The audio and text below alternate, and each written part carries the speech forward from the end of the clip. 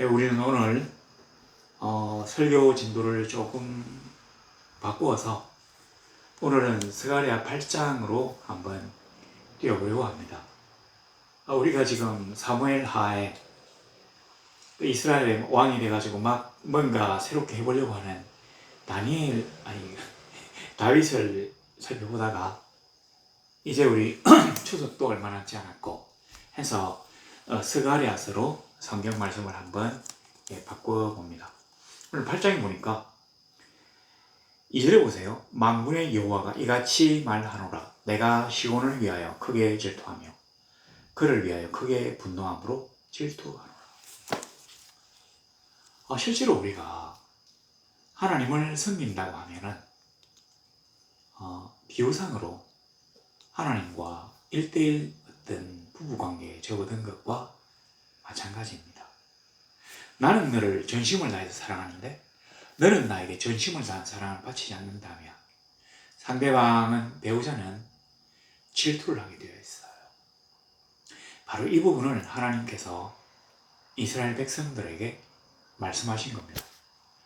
이스라엘 백성들에게 뿐만 아니라 하나님은 오늘 사는 우리 현대의 한국에 있는 교인들에게, 신자들에게, 믿는 사람들에게 이런 말씀을 하시는 것입니다. 내가 나를 전심을 다하여 사랑하고 이 세상의 어떤 것보다 나를 가장 위에 놓아야 된다.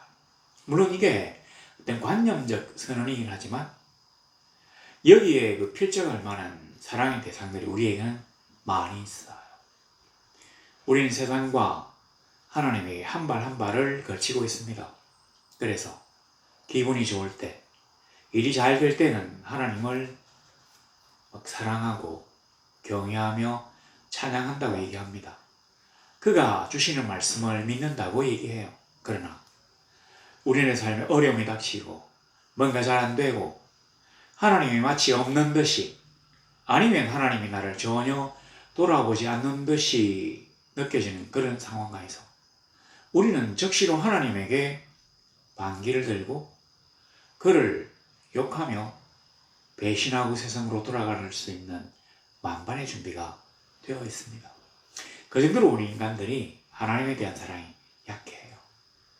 근데 우리가 하나님을 사랑하지 않으면 하나님 역시 우리를 사랑하지 않는다고 하는 사실을 알아야 합니다. 우리는 이 세상의 온갖 잡것들을 다 누리고 있다가 어려움이 닥쳐서 하나님에게, 하나님 죄송해요, 제가 이렇게 어려우니까 저에게 힘을 주세요, 너무 어려우니까 저를 구원해 주세요라고 얘기만 하면 그가 언제든지 사랑하고 구원하고 그리고 뭔가 어떤 나쁜 문제들을 다 해결해 주시는 분이냐면 그렇지 않습니다. 우리는 그렇게 믿고 싶은데 그렇지 않아요. 하나님은 우리의 죄가 가득할 때에는 우리와 함께 하실 수 없는 분이에요. 왜냐하면 그는 죄악은 근본 본질상 저 부수고 싶어하는 그러한 성질을 가진 의로운 분이기 때문입니다. 그분에게 저는 뭐죠? 우리가 하나님을 믿지 않는 거예요. 하나님이 우리에게 주신 명령을 준행하지 않는 것입니다. 우리가 그걸 하지 않고 하나님의 요구만 한다면 하나님의 응답을 받기가 어렵습니다. 여기 보니까 시온을 위하여 크게 질투하며 그를 위하여 크게 분노함으로 질투하는 이 말이 뭐냐? 너희들이 나를 전심으로 사랑하지 않고 나의 명령을 전심으로 준행하지 않았기 때문에 내가 이스라엘을 멸망시켰다고 말씀하시는 것입니다. 사실은 유다일 수 있는데 하여튼 유다나 이스라엘이나 내가 이스라엘을 그렇게 해서 뜻세게 때렸다는 것입니다. 이 스가랴는 어떤 사람이냐면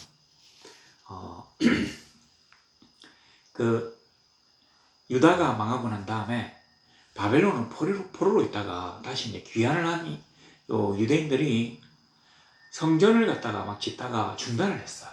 그때 나와가지고 지금 너희들은 판벽한 집에서 이렇게 좀 비바람을 막아가면서 잘 살고 있는데 하나님의 저는 지금 비바람도 막을 수 없는 저런 상태에서 공사를 중단하고 있으니 하나님이 너희들에게 복을 주시겠느냐고, 그러니까 빨리 다시 우리가 뭔가 잘 되기 위해서는 성전을 재건해야 된다. 이렇게 주장하는 사람이 바로 이 스가랴예요.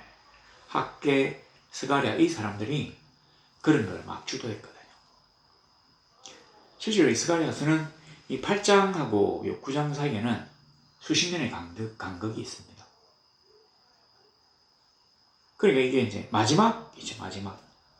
이 일부 마지막을 갖다가 지금 이 스가랴가 얘기하고 있는데, 사실은 이 나라가 멸망했던 이유도 너희들이 하나님께 전심으로 사랑하지 않아서 그렇다. 그 얘기를 한 거예요.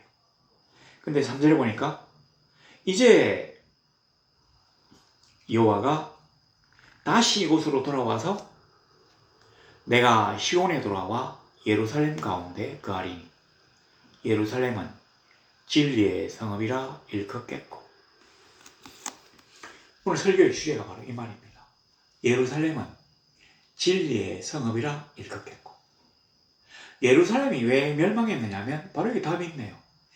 진리의 성읍이 아니었기 때문에 멸망한 것입니다. 진리의 성읍이 뭐냐?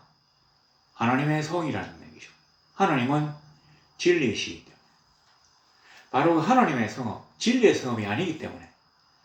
진리의 성읍이라고 하면 하나님의 진리, 그 진리에 대한 철저한 준행이 진리가 되겠죠.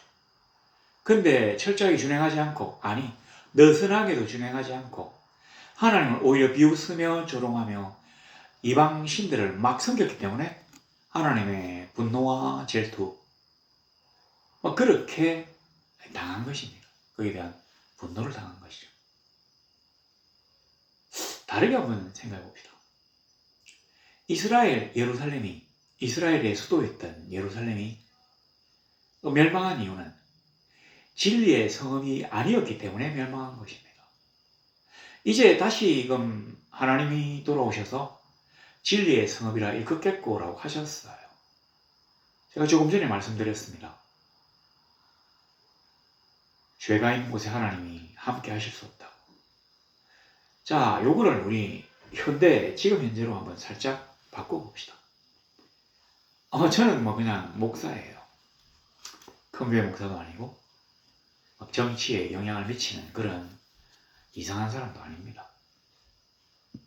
그러니까 정치에 참여해가지고 뭔가 자기 나름대로 이루어보려고 하는 그런 정치 목사는 아니에요.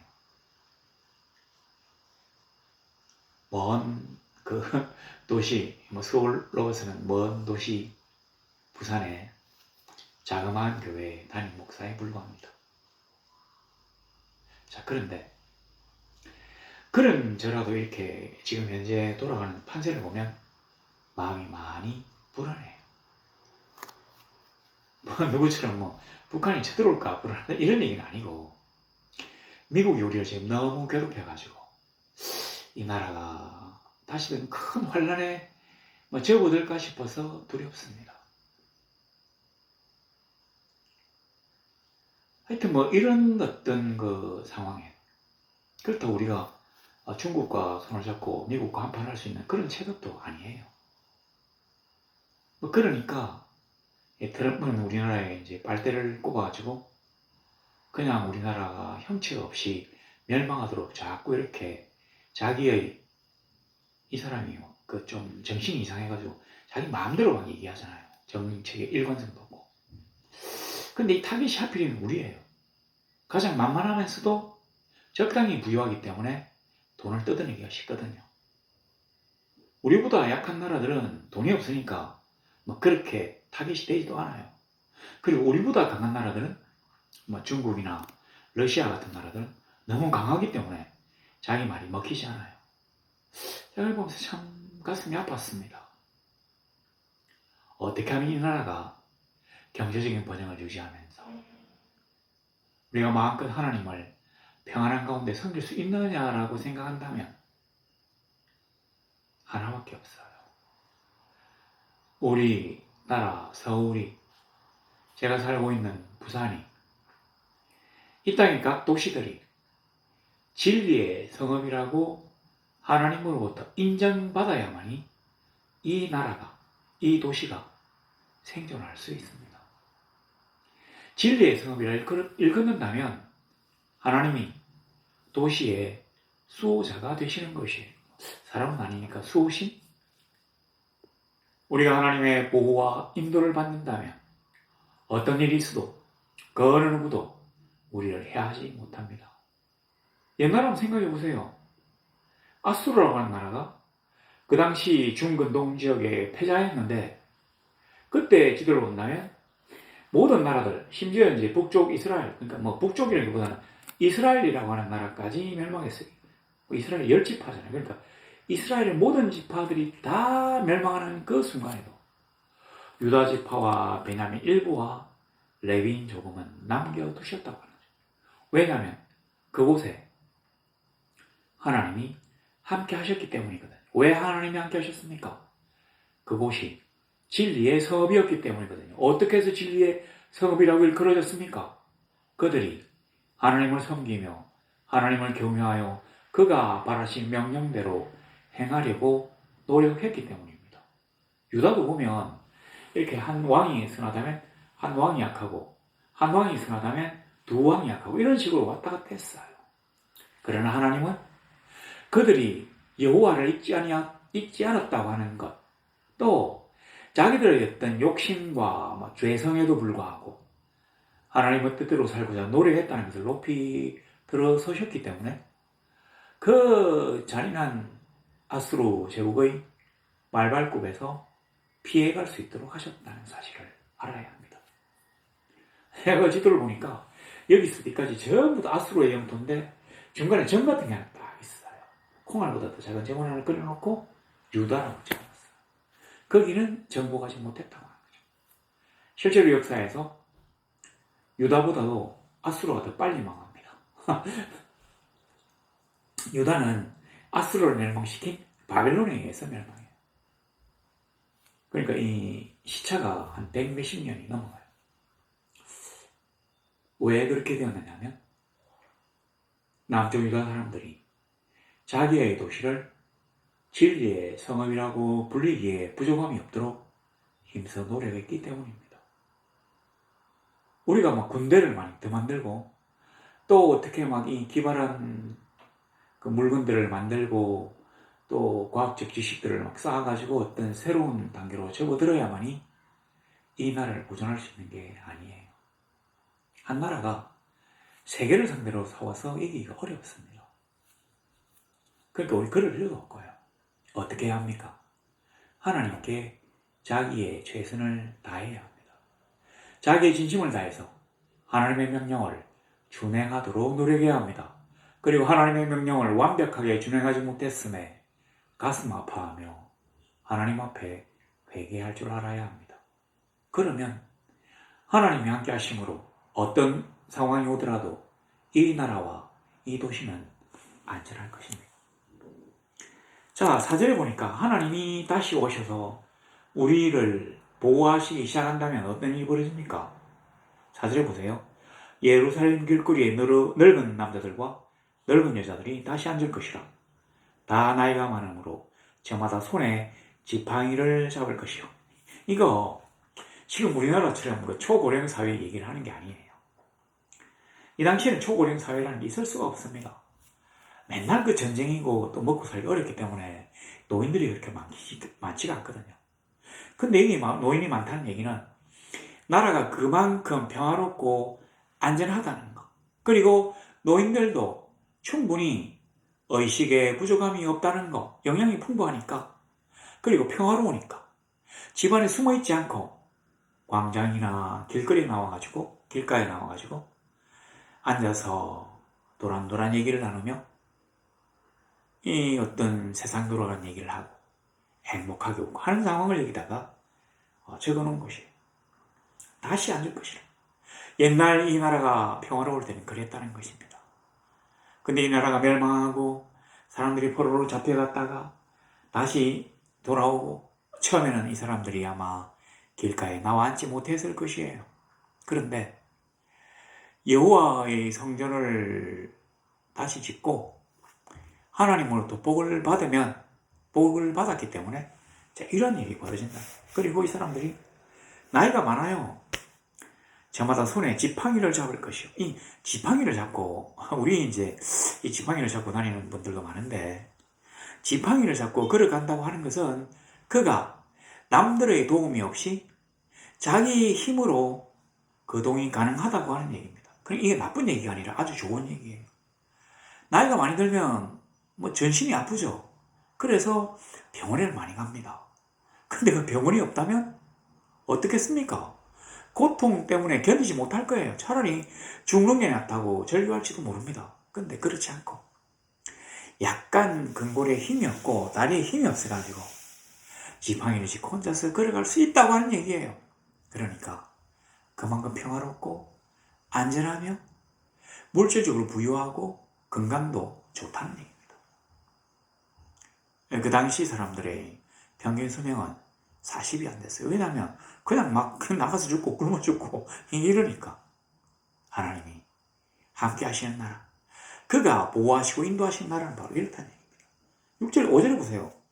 그 성읍거리에 소년과 소녀들이 가득하여 거기에서 뛰놀리라. 애들이 많아져요.